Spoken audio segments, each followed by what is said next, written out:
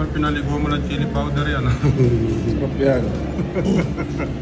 Kaya ako na si Toluwing kumain sa labas kasi total Webes naman ngayon, bukas Biyernes, walang pasok. Pagkatapos kumain, tulog na lang. Sana tayo intinding babaunin. Dito na lang kami kumain sa pinakamalapit sa amin sa Mibili. Umorder pala kami ng kalahating broasted lang, 10 real lang. Rice na yan mga idol. Kaso umorder pa nga si Toluwing ng 3 real na rice, baka mabitin daw eh. Ulit din to mga idol, 10 real lang, mabubusog ka talaga dito. May price pa yan. Kali chili powder pa yan mga idol. Yung in-order ni Toluwing na extra 3 real na rice, marami rin pala yan. Backup daw yan kung sakaling mabitin. Broasted pala yan mga idol, bali dalawang manok na yan. Minsan pagka nakachempo ka dyan, pitcho pa ibibigay sa'yo dalawa. Hanap nga nito Toluwing chili powder dyan, ba't wala daw dito? Chili powder, ginawan cheese eh. Ang dami, binutburon eh. Bagay, no limit naman yan, kaya okay lang. Mga oras na to, wala pang ganong tao. Maya maya, marami ng tao dito mga idol.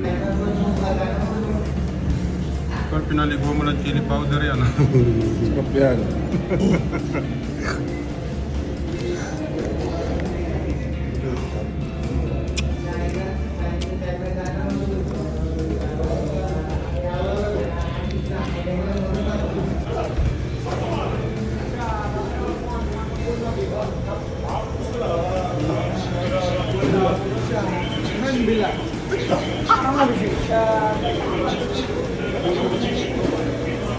Last mga idol, o paano hanggang dito lang yung video ko mga idol, ba pwede yung palambing sa inyo, pa-like, pa-share, pa-comment naman mga idol. Maraming salamat, peace out.